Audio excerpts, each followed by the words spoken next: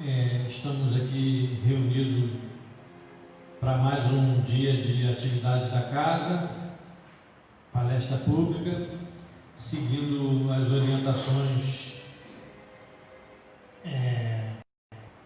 do município, né, de manter distância e tal, e ainda utilizando o sistema online, mas já sendo permitida a presença com distanciamento e com o uso de todas as indicações necessárias, né?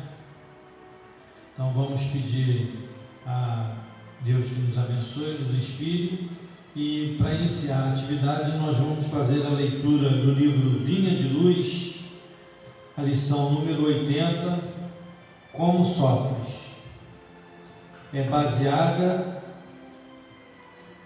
na carta de Pedro, capítulo 1, primeira carta de Pedro, capítulo 4, versículo 16, que diz assim: mas se padece como cristão, não se envergonhe, antes glorifique a Deus nesta parte. E aí, Emmanuel faz o seguinte comentário para a gente refletir: não basta sofrer simplesmente para ascender a glória espiritual.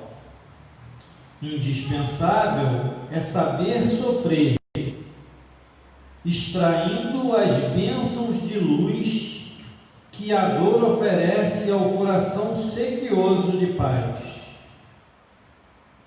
Muita gente padece, mas quantas criaturas se complicam angustiadamente por não saberem aproveitar as provas retificadoras e santificantes. Vemos os que recebem a calúnia transmitindo-a aos vizinhos, os que são atormentados por acusações arrastando companheiros às perturbações que os assaltam, e os que pretendem eliminar enfermidades reparadoras com a desesperação. Quantos corações se transformam em poços envenenados de ódio e amargura, porque pequenos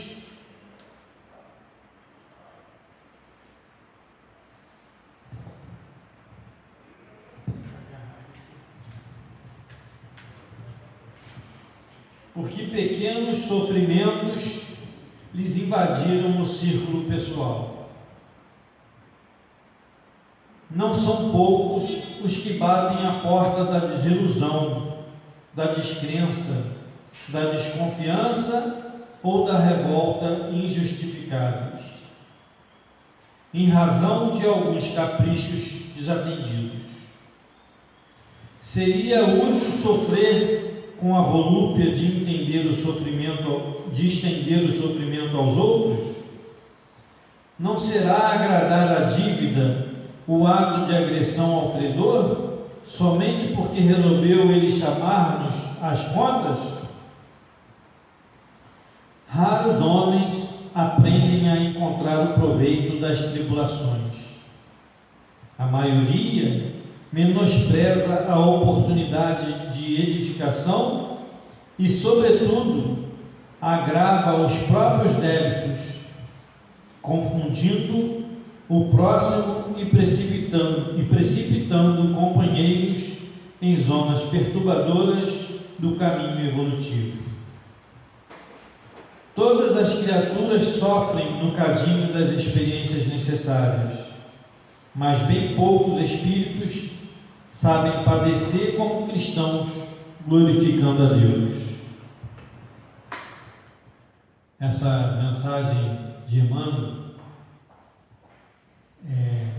nos faz lembrar aquele que é o nosso guia e modelo, o nosso Mestre Jesus, que na sua vida, com a sua missão de nos iluminar, de nos esclarecer, vivenciou o o Evangelho, vivenciou o amor de Deus e foi exemplo de vida, de conduta, vivendo na humildade, vivendo na caridade, vivendo entre todos nós que somos imperfeitos, cheios de vícios, aceitando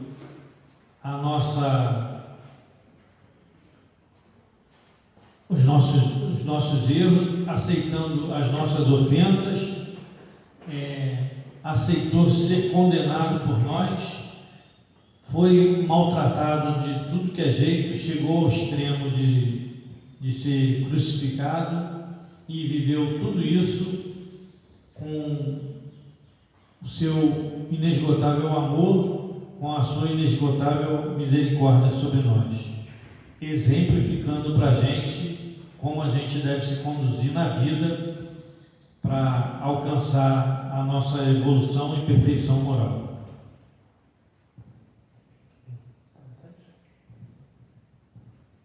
Então, diante dessa reflexão, que a gente possa nesse momento levar o nosso pensamento ao nosso Pai Celeste, em oração, pedindo a Ele forças diante das nossas experiências de vida, para que a gente possa perceber a assistência que a gente recebe a todo momento, para que a gente possa perceber que a sua misericórdia nos cobre sempre e que, diante de todas as experiências que precisamos viver, nunca estamos sós, estamos sempre desamparados. Pai amado, estamos aqui mais uma vez nessa manhã para dissertar sobre a doutrina dos Espíritos que o Senhor nos enviou para nos consolar. Possamos ser dignos desse momento e possamos estar atentos para não fugirmos às orientações espirituais. Que o Senhor nos abençoe sempre. Rogamos a vós que abençoe essa casa e aos mentores responsáveis pelas atividades daqui, para que possam inspirar aos seus diretores atuais e que possa olhar por todo o corpo para que possam desenvolver as tarefas de evangelização e que na nossa vida lá fora que possamos ser capazes de viver dignamente conforme os ensinamentos de Jesus. Abençoe a todos os que sofrem, desesperados, desesperançados e inconscientes do teu amor e da tua misericórdia. Olha por aqueles que estão debilitados no corpo físico e debilitados mentalmente. Jesus querido, que o teu amor possa envolver a todos nós. Amém. Muito bem. Bom dia, meus irmãos. Muita paz para todos. É um prazer muito grande voltar a essa tribuna, a essa casa, onde sempre muito boas lembranças nós trazemos, né? Nessa manhã, o nosso tema, nosso estudo, é sobre o filho pródigo. E nós vamos fazer a leitura primeiro do texto bíblico para nós nos situarmos bem. Diz assim: um homem tinha 2 filhos. Disse o mais novo a seu pai: meu pai, dá-me a parte que me toca.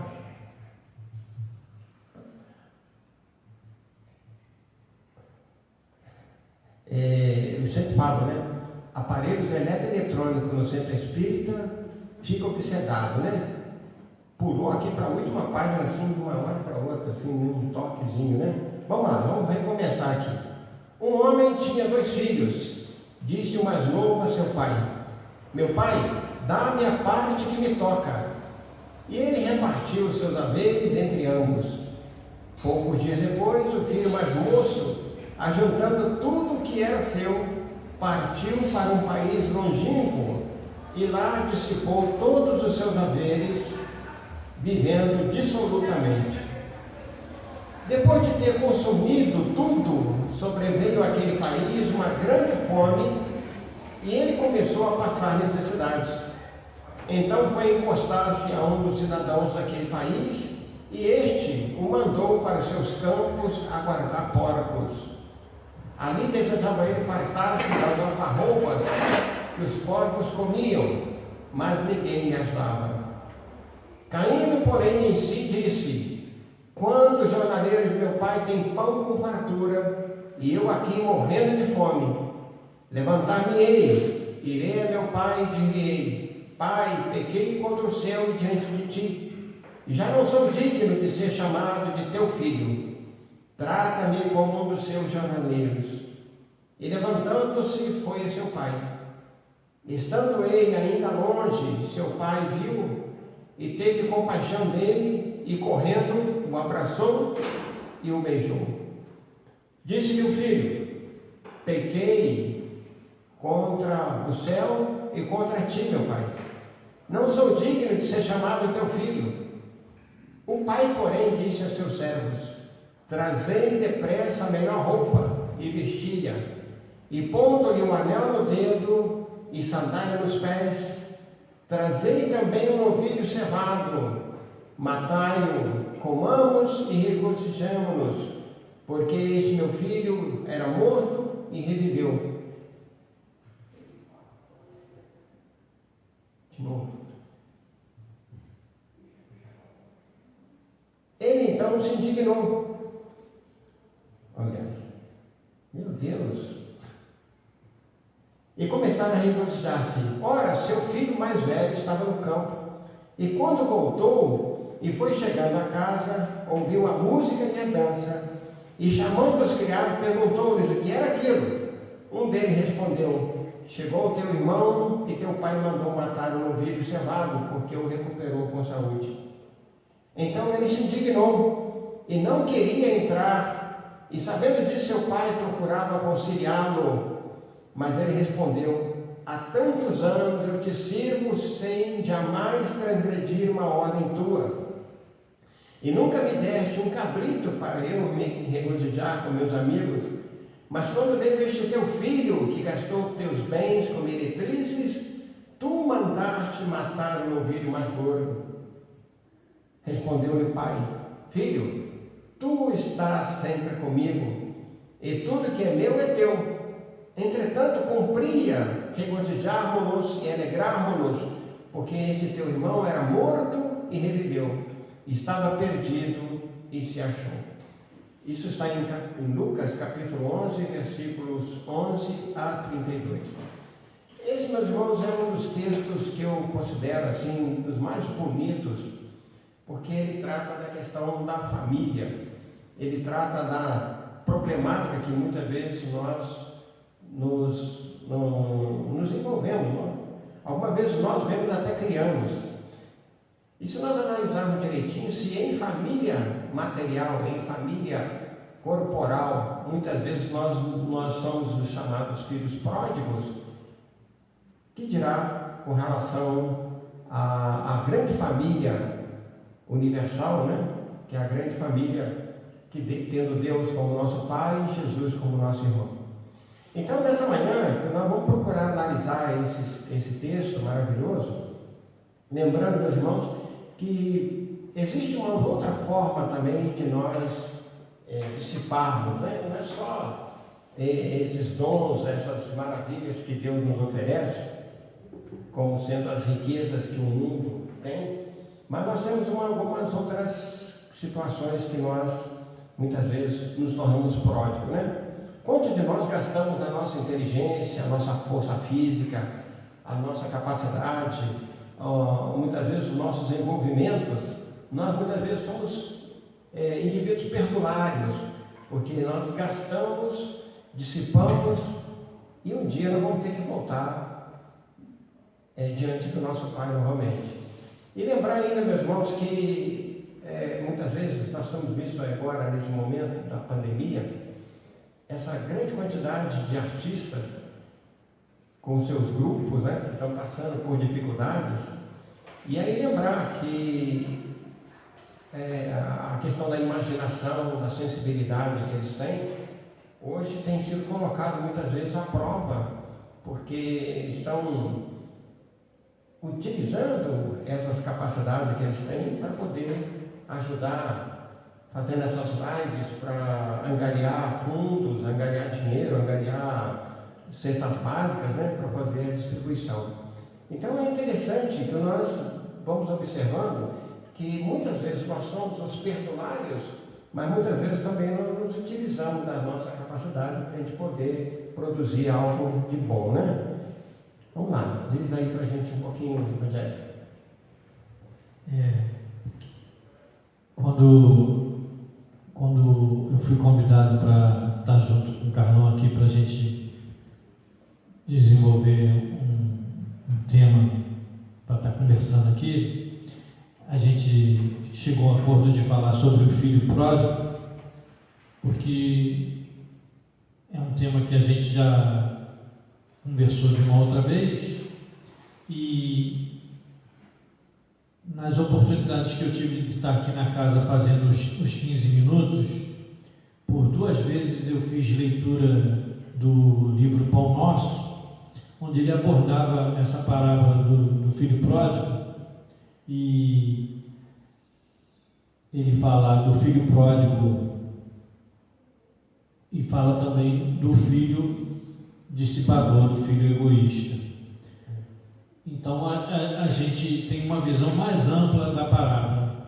Aqui a gente está começando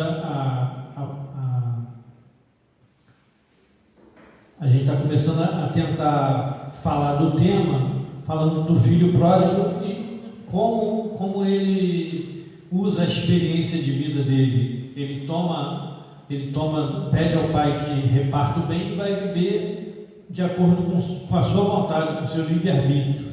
E a gente vê nos dias de hoje como as pessoas vivem com o bem que têm, recebem o bem que têm e no seu livre-arbítrio, como utiliza esses bens.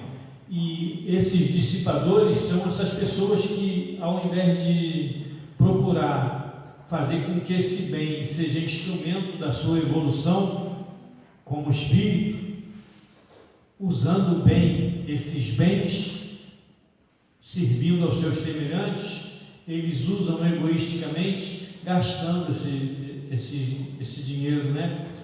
Então aqui nós temos um exemplo aqui de um personagem atual que foi conhecido no meio rural, no meio de rodeios, um personagem chamado Asa Branca, que teve uma vida bem assim, muito rica, né? Muito rica, muito famosa, conseguiu fama, né? Fortuna e usou dissolutamente isso e acabou morrendo pobre. Lembrar que ele mesmo faz essa declaração, né? Um pouco antes da morte dele, ele pede perdão à família, pede perdão aos amigos, por ele ter sido um indivíduo que dissipou tudo que ele conquistou, né?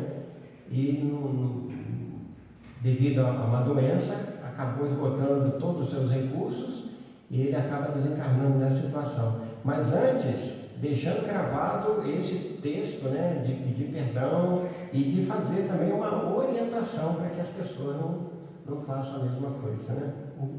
O que faz a gente comparar o filho pródigo que faz um mau uso dos bens que teve, mas que no final também consegue fazer uma reflexão para se redimir. Isso mesmo.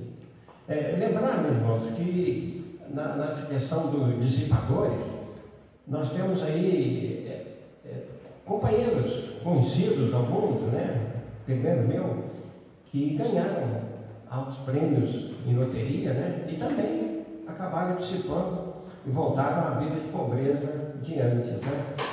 Temos aquelas pessoas que utilizam a sua inteligência para o mal na informática, né? Aí a gente está vendo, mesmo nesse período de crise que a humanidade está passando, ainda tem esses golpes que essas pessoas estão aplicando, né? dando prejuízos enormes a governos, a instituições, a bancos, né? E até outras pessoas.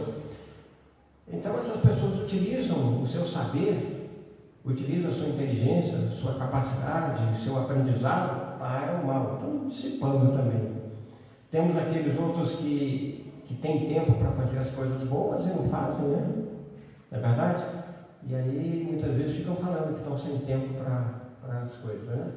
Quando a gente estuda a doutrina espírita, a gente sabe que o nosso desenvolvimento ele é gradativo. Então, ora a gente evolui moralmente, ora a gente evolui intelectualmente.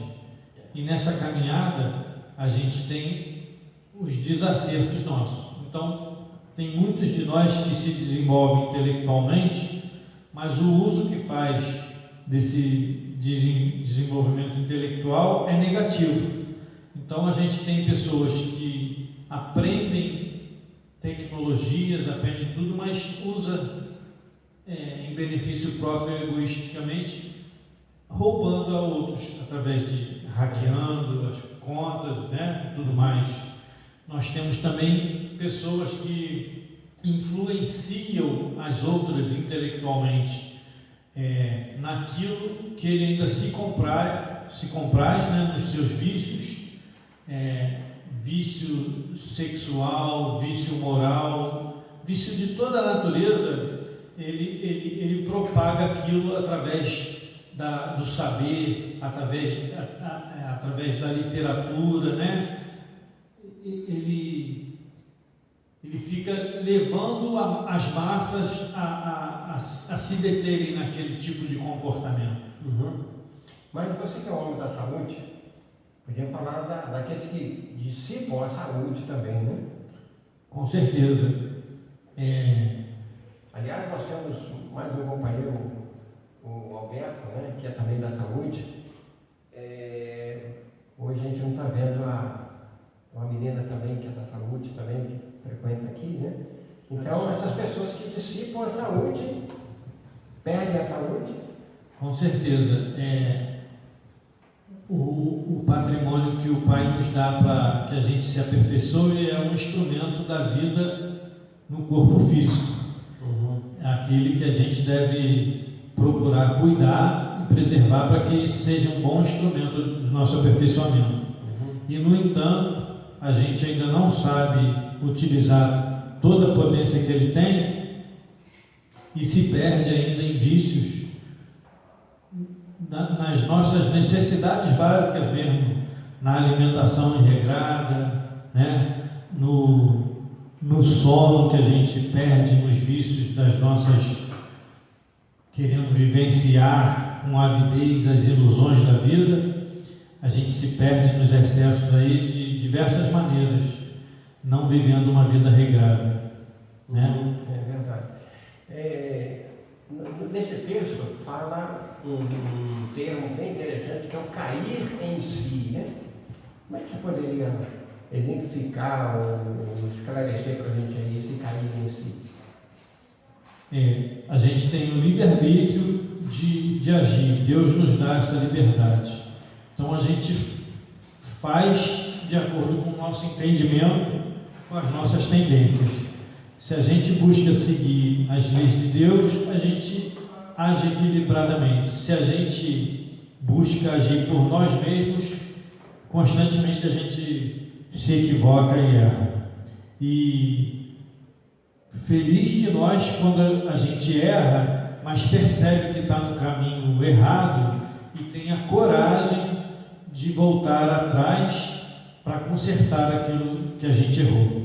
Então, cair em si é esse momento que a gente percebe que está agindo equivocadamente e busca corrigir essa rota na nossa caminhada na vida.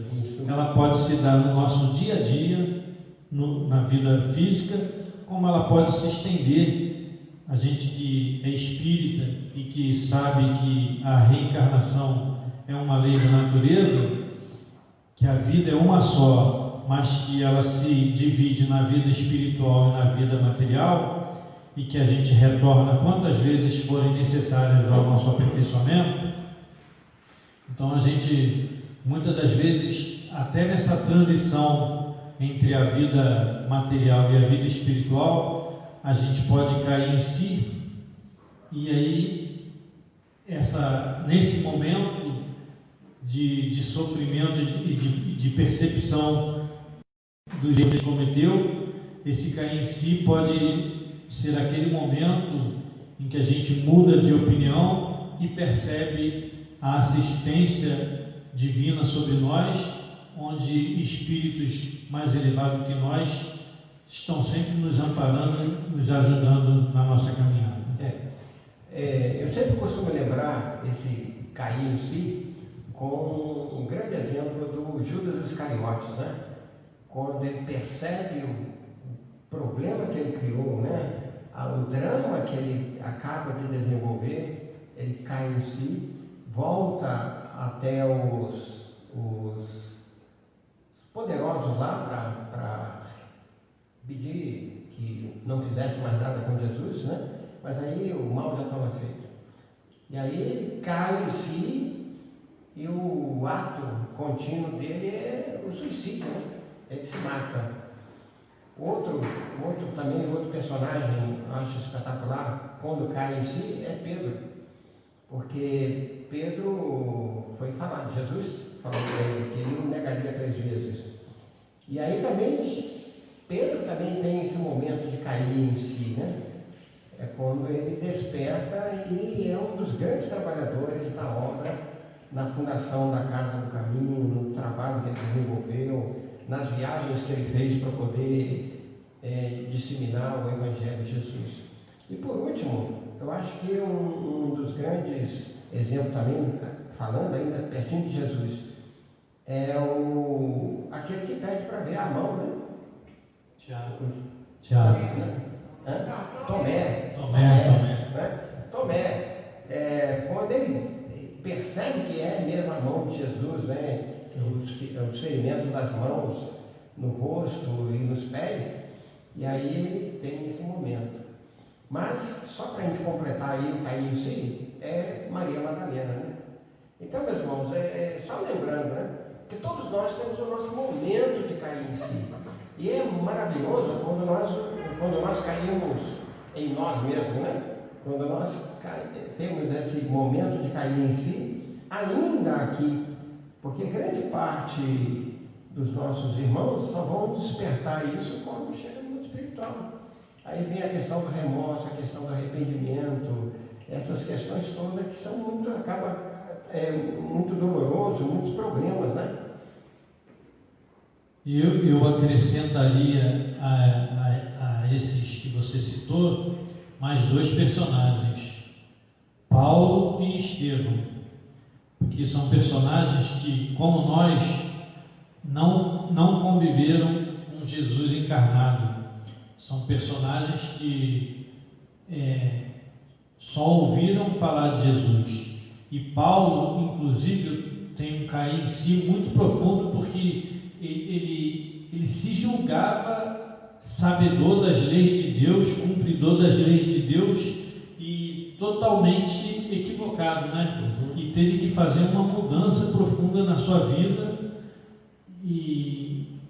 para poder satisfazer as leis de Deus e seguir a Jesus. Foi uma mudança muito drástica. E Estevão, que não conviveu com Jesus, não conviveu com os discípulos, mas que compreendeu a doutrina de uma maneira fantástica, já tinha o espírito pronto, né?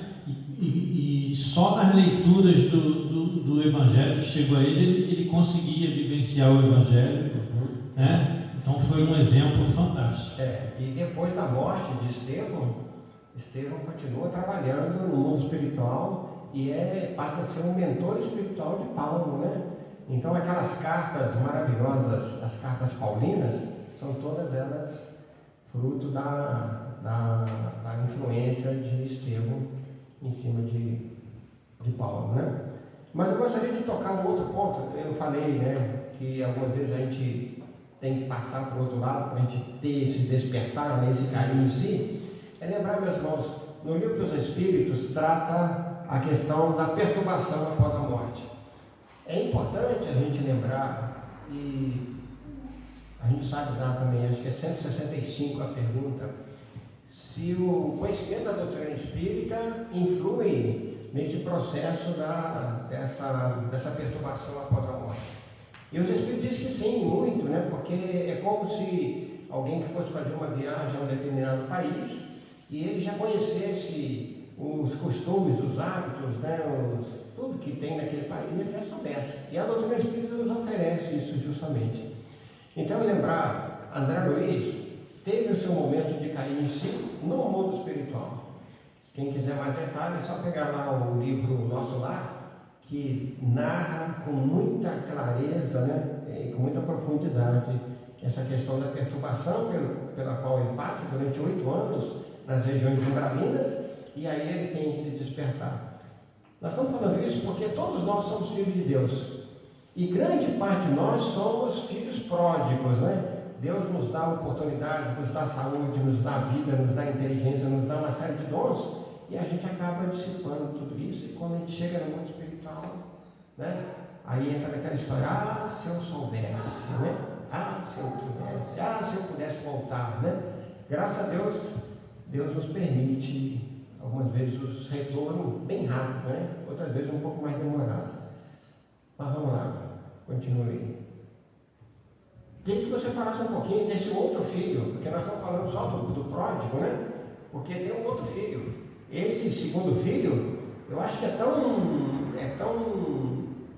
tão pecaminoso quanto o primeiro. Se o primeiro curtiu a vida, né? Gastou tudo que tinha e volta para a casa do pai, o segundo filho ficou lá com o pai o tempo todo e... Sim, é verdade. O Emmanuel, ele que me despertou essa coisa de olhar o outro filho numa segunda leitura que ele faz no Pai Nosso. E esse segundo filho, se a gente prestar atenção na leitura da parábola, no início da leitura da parábola, quando o filho pródigo pede ao pai a parte dele dos bens, o pai, ele divide os bens entre os 2 filhos. Então, o filho tinha também bens à sua disposição para usar como quisesse, né? Isso faz parte da lei da vida. Deus nos dá essa liberdade de agir. Ele nos disponibiliza bens, talentos, né? E a gente usa como aprouver para o nosso aperfeiçoamento, né? E esse outro filho, ele não sai, ele fica junto do pai, mas ele tem uma reação também que não é uma reação de quem já está evoluído, é de alguém que ainda precisa se aperfeiçoar, porque ele reage negativamente a atitude do pai de receber o filho, de se alegrar com a volta do filho. Ele não compreende a experiência que o irmão viveu e como o pai o recebe. Como muitas vezes nós, na nossa vida, a gente ingrato, a gente se acha indigno de estar sofrendo, acha que Deus nos abandona, né? Nas nossas provações, nos nossos sofrimentos. A gente não entende por que sofre e acusa a Deus de estar nos castigando, ao invés de compreender que é um processo de transformação, de aperfeiçoamento. E esse filho critica o pai quando o pai recebe o filho e se nega a entrar em casa, né? Questiona, pergunta aos servos o que está acontecendo. Poderia dizer aquele filho birrento, né? Aquele filho que faz biquinho, né? Todos nós conhecemos, né?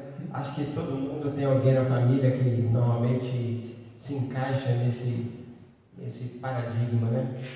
Então é preciso que o pai venha e converse com ele, esclareça ele, para que ele tome consciência de que todos são filhos, todos são iguais e que ele ama todos e faz por todos. para que ele saia daquele estado dele de orgulho, de vaidade, de ciúme, de raiva que ele acumula, pensando só em si. Ele acusa o pai de estar sempre com o pai e de nunca ter tido acesso aos bens para usufruir com os amigos, né? De poder, na parábola ele cita um carneiro, cabrito. Mas no entanto o pai havia dividido os bens. Eu acredito ali que ele estava naquela situação de o filho estava chegando, o filho já tinha gastado a sua parte, né?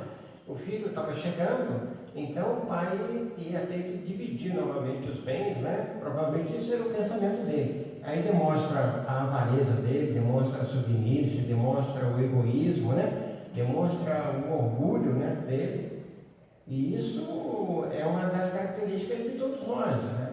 Grande parte de nós, conforme está lá na pergunta de 913 até 917, como se fala do egoísmo.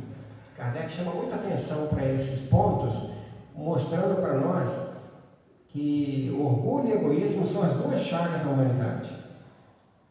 Ainda fala que são os dois piores defeitos que nós levaremos muitas vezes muito tempo para nos libertar dele.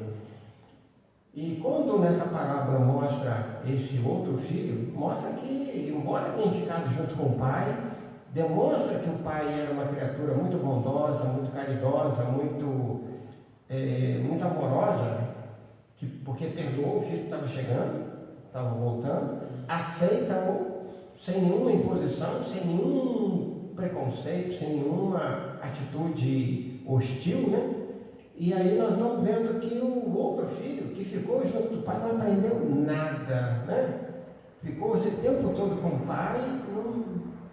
O outro, aquele que saiu, eu acredito que ele tenha voltado com mais experiência, mais conhecimento, até mesmo com mais virtudes, pelo fato de ter passado necessidade, de ter passado uma série de situações. Quando ele volta muito mais preparado até para a vida do que esse que ficou junto com o pai. Não é verdade? A gente lembrar que muitas vezes quando nós nos sentimos assim injustiçados, tem grande parte de nós vemos algum companheiro, alguém que parece que recebeu uma graça de Deus, e nós falamos, poxa vida, que trabalho é menos digno do que eu, né? Não fala assim mesmo, menos digno do que eu, está aí numa boa, não sei o que, e eu estou aqui, né? De vez em quando a gente encontra até companheiros espíritas, né? Fala, olha, depois que eu me tornei espírita para melhorar a minha vida. Como se o espiritismo fosse melhorar a vida de alguém. O espiritismo melhora o indivíduo. Se ele tiver condições, se ele tiver força, se ele tiver entusiasmo pela vida, a vida dele vai se modificar, com certeza. Pelos conhecimentos que a doutrina espírita nos apresenta, pela fortaleza que ela nos dá, pela capacidade de interpretação dos problemas, nós vamos ter isso aí. Mas lembrando então, que cada um de nós temos o que nós merecemos, né? Cada um de nós recebe aquilo que já faz jus. Já temos aquilo que nós desenvolvemos as nossas virtudes, ótimo. Isso nós não perdemos mais, né? Pode continuar. O Espiritismo, ele conforta e esclarece. O Espiritismo não suprime de nós o sofrimento, a parte que nos cabe no nosso aperfeiçoamento. Essa é a diferença do Espiritismo para as outras religiões. Não há promessa de milagre, de conquista do reino dos céus, sem a necessária transformação, sem que se caminhe todos os passos da vida, né? Um grande exemplo que nós temos é o nosso querido Chico Xavier, né? O Chico, parece que em 1931, quando ele começa a fazer os trabalhos com o Emmanuel, ele tinha um problema nos olhos. E aí ele pede, né, para que ele recebesse a cura. E aí Emmanuel fala para ele, olha, o fato de você estar trabalhando, de você se comprometer com o trabalho que nós vamos fazer, não te exime da sua necessidade de passar pelas provações e pelos processos expiatórios. Então, Emmanuel faz o Chico entender que, embora ele fosse fazer um grande trabalho, ele não ficaria livre dos seus problemas físicos, né? E tanto assim que isso acompanha ele até o final da vida, né? Emmanuel não livrou a cara do Chico. Em outro momento, o próprio Chico pede a Emmanuel para pedir à Mãe Santíssima, né, uma orientação. E aí, quando aquela frase que todo mundo tem usado por aí, né? Que é a Maria, Mãe Santíssima, né? A Mãe Maria, manda dizer para o Chico, tenho aqui uma mensagem para você. Aí o Chico pega o papel, lápis, né? E começa, se prepara. Aí a nossa Mãe Santíssima manda dizer para você que tudo passa. Aí Chico escreveu, mas o quê? Não, é só isso, tudo passa, né? E realmente, então todas essas situações que nós muitas vezes nos envolvemos, todos esses problemas, todas essas dificuldades da vida, tudo passa, né? E a doutrina espírita é muito, e aí a gente pode dizer assim, a doutrina espírita é muito pródiga em nos asseverar que, tendo conhecimento, nós vamos ter responsabilidades, nós vamos poder fazer melhores escolhas e, consequentemente, nós vamos ter uma vida melhor. A doutrina espírita, ela convida a gente à reflexão, né? E Jesus, ele tinha o hábito de ensinar ao povo através de parábolas, que era muito comum naquela época, né? O uso das parábolas, que era falar de coisas que as pessoas viviam, né? Então, a cada lugar que ele ia, se ele ia para o litoral, onde haviam pescadores, gente que estava acostumada a lidar na área da pesca e tal, ele falava de parábolas com o estilo de vida daquela comunidade. Se ele ia para o campo, ele falava de acordo com os agricultores.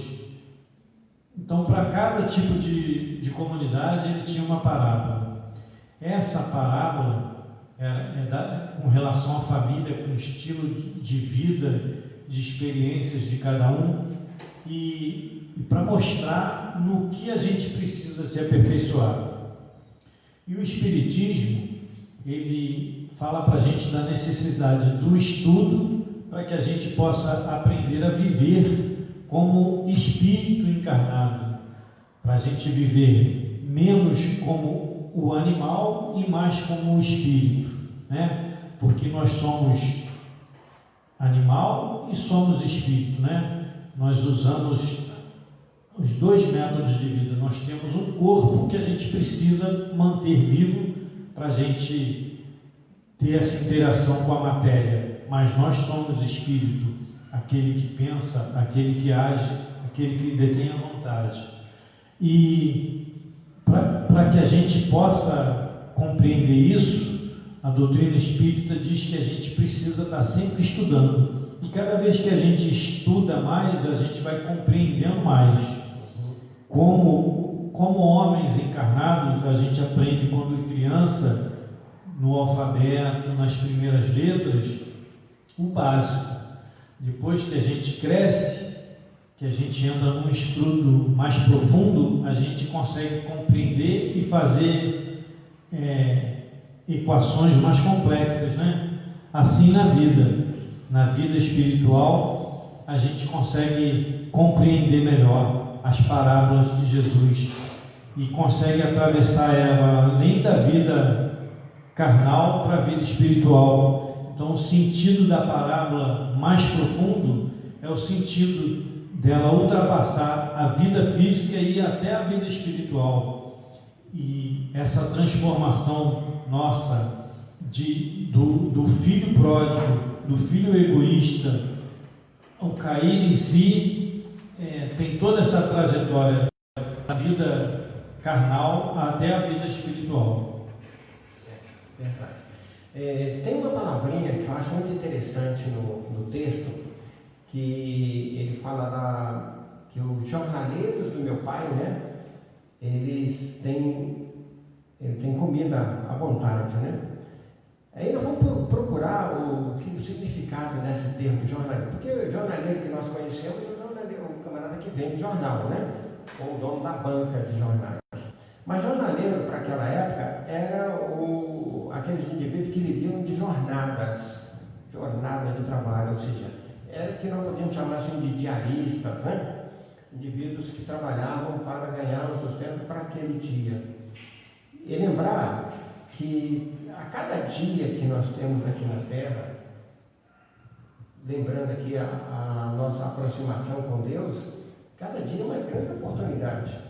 Quando o sol se abre sobre a Terra, depois quando ele se põe, significa que é uma oportunidade, um momento cheio de oportunidades, e se nós não soubermos aproveitar essa oportunidade, nunca mais nós teremos outras iguais. Então, fazer um esforço muito grande, porque Deus, para nós, acho que a gente poderia resumir assim em 3 grandes virtudes. Primeiro, Deus perdoa sempre. Nós é que precisamos perdoar, né? Porque Livro dos Espíritos, pergunta 621. Onde está escrita a lei de Deus? Está escrita na consciência. Então, quem vai nos cobrar não é Deus, é a nossa consciência, né? Então, esse jovem que saiu e tal, quem cobrou dele foi a sua própria consciência. E aí ele cai em si e volta para casa. Segundo ponto que eu acho muito importante é que Deus sabe esperar. Deus não quer, não nos cobra assim com rapidez, né? Deus tem com urgência. Deus tem lá o seu momento. É através das reencarnações, até das várias reencarnações, é que nós vamos ter a oportunidade então de ir resgatando as nossas dívidas para com a justiça divina, mas sempre através da nossa consciência. E só lembrando mais uma pergunta dos Espíritos, né? É aquela, como é que Jesus interpretava a caridade? E a gente fala que é benevolência para com todos, indulgência para com os erros alheios e perdão das ofensas. A hora que nós conseguimos fazer isso, nós vamos estar numa situação ultra confortável, né? Porque além de fazermos a caridade e essa interpretação, nós vamos estar muito mais próximos de Deus. É por isso que muitas vezes as pessoas têm essa dificuldade para fazer esse entendimento, né? Mas a gente chega lá, né? Chegaremos lá, com certeza nós chegaremos lá. Eu queria que você falasse um pouquinho sobre os verdadeiros e os falsos amigos. Nós temos alguns minutos ainda.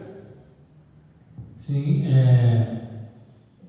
o filho pródigo, quando pega a sua parte na herança e parte, ele usa os seus bens da maneira que ele acha melhor, e ele dissipa todos os seus bens, né? Então ele se cercou de pessoas e viveu intensamente a vida do jeito que ele achava que devia ser. Só que quando os seus bens escassearam, ele de repente se viu sozinho. Então, aí a gente conclui o tipo de amigo de quem ele se cercou para viver, né? Estavam junto com ele enquanto podiam viver da maneira que eles achavam que podiam se saciar. Na hora em que escasseou tudo, cada um seguiu seu rumo, procurou o que era melhor para si, e ele se viu sozinho, né? Então aí é para a gente definir a escolha das nossas amizades, a escolha de quem a gente se cerca para viver as nossas experiências, para a gente ser realmente bem sucedido ou para a gente se iludir na vida,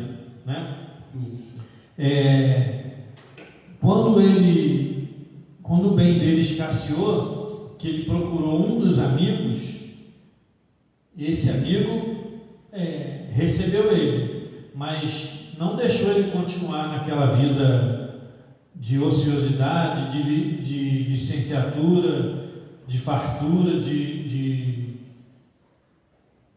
viver a vida no bem bom, né? No bem bom. Colocou ele para ir cuidar dos porcos deles. E naquela época, cuidar dos porcos, como ele era de origem judaica, ele não comia porcos, né? Porque o porco era considerado impuro. Eles criavam, mas eles mesmos não. Os judeus não comiam, né? Então, quer dizer, ele passou um aperto, porque nem as vagens do porco ele tinha acesso. Então, ele passou muita necessidade, como foi o que fez ele cair em si. Então, a gente tem aquele amigo que se compraz no erro e no vício, e tem aquele amigo que a gente não considera amigo no primeiro momento, porque é aquele que nos coloca no eixo, né? Que nos faz passar dificuldade, mas que ao mesmo tempo nos faz caminhar. Esse segundo amigo foi o que fez isso a ele, né? Num primeiro momento foi duro com ele, mas foi o que fez ele cair em si, para reconhecer que ele dissipou os seus bens e que fez voltar ao pai para pedir perdão, né? É verdade. Então esse fato dele ter ficado naquela situação foi benéfica para ele, né? Que deu um empurrão. E algumas vezes nós vamos lembrar, né, que Deus muitas vezes nos coloca pessoas na nossa vida que a gente acha que está nos maltratando, que está nos causando problemas, mas muitas vezes está nos empurrando, né? Algumas vezes aqueles chefes que a gente tem, acho que todo mundo já deve ter tido um chefe assim, que era aquele chefe meio carrasco. No entanto, ele estava dando um empurrão, né, para que a gente pudesse passar adiante, vencer a dificuldade e tudo mais. Então, a reencarnação tem esses momentos de encontro. Né? A gente tem isso vida fora, desde dentro da família, na idade escolar e por aí afora. É verdade. Então, até nisso, esse jovem teve essa lembrança lá de Deus, né, que teve como seu patrão uma pessoa que o ajudou para tirar da zona de conforto. Que grande parte de nós acabamos entrando nela e muitas vezes cruzamos os braços e não queremos mais sair. Né? A gente vai avançando nisso aí. Mas nós estamos caminhando para o encerramento, só lembrando aqui alguns pontos bem interessantes desse nosso encontro de hoje, que todos nós, independente da posição que nós nos encontrarmos, nós temos que fazer constantemente uma manutenção do nosso intercâmbio com Deus. Então, através das orações, através da prece, através da leitura, através dos trabalhos de benemerência que nós podemos fazer, através dos contatos com os nossos irmãos, mas principalmente através da prática da caridade, vai fazer com que a gente avance mais rapidamente na direção de Deus. Nessa parábola do filho pródigo, a gente tem que lembrar sempre da questão do pai, né? Esse pai bondoso, amoroso, esse pai, quem poderia assim dizer, que usa de caridade com o filho, né? Que usa do verdadeiro dom da paternidade, coisa que nós precisamos desenvolver ainda. Então, que nós, quando cairmos em si, nós tenhamos sempre a nossa volta para a casa do Pai com mais tranquilidade. Então, essa coragem para reconhecer, a coragem para arrepender, a coragem para dizer, poxa vida, eu errei e eu posso corrigir o meu erro, eu posso avançar, né? Então, é por aí que a gente vai caminhando. A Bíblia começa, as Escrituras Sagradas, no caso, né? Começa com a Gênesis e ela tem a alegoria de Adão e Eva, né?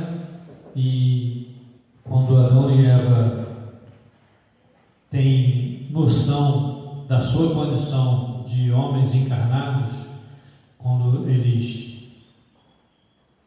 comem da fruta proibida, né? E aí eles são expulsos do paraíso,